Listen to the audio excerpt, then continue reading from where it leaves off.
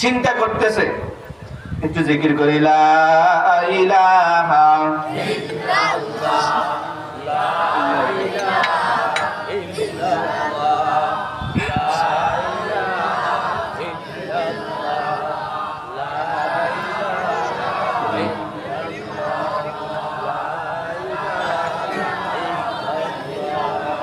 লা ইলাহা লা ইলাহা ইল্লাল্লাহ মুহাম্মাদুর রাসূলুল্লাহ সাল্লাল্লাহু আলাইহি ওয়াসাল্লাম। বলতে চেয়েছিলাম ঈসা আলাইহিস সালাম কিভাবে দুনিয়াতে আসলেন। তিনি দুনিয়াতে আসার পিছনে আল্লাহ রাব্বুল আলামিন জিবরাইল আমিনের মাধ্যমে তার মায়ের বুকের মধ্যে একটা ফুঁক দিয়া দিল। ওই ফুঁকের মাধ্যমে দুনিয়াতে আসলো। ঘটনা অনেক লম্বা, সেই দিকে গেলে আমাদের মূল উদ্দেশ্য বলা যাবে না। তখন ঈসা আলাইহিস সালাম পৃথিবীতে আসলেন। তার পৃথিবীতে আসার পিছনে কোনো নাপাক পানি নাই। কোনো নাপাক পানি আছে? কোনো নাপাক পানি নাই। ঈসা আলাইহিস সালামের আত্মা এমন পবিত্র। মুসা আলাইহিস সালামের সুবহান, তার সুবহান কেমন সুন্দর ছিল জানেন?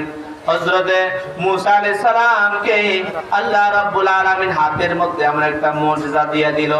যখন রাত্রি বেলা কখনো লাইটের প্রয়োজন হইতো, আল্লাহ রাব্বুল আলামিন মুসা আলাইহিস সালামকে এমন পাওয়ার দিয়ে দিল, এমন মুজিজা দিয়ে দিল।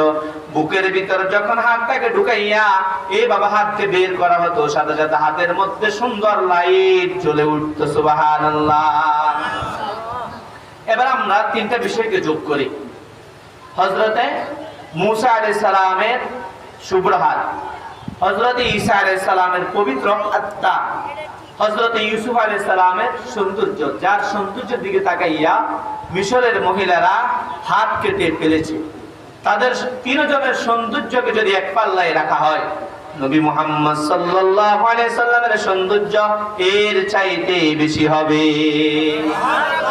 এই জন্য কবি জানায়া দিল, হুসনে ইউসুফ দমে ঈসা ইয়াদে বাইদা দারি, হুসনে ইউসুফ দমে ঈসা ইয়াদে বাইদা দারি, আছে কুবা হামাদারন্তু তনহা দারি।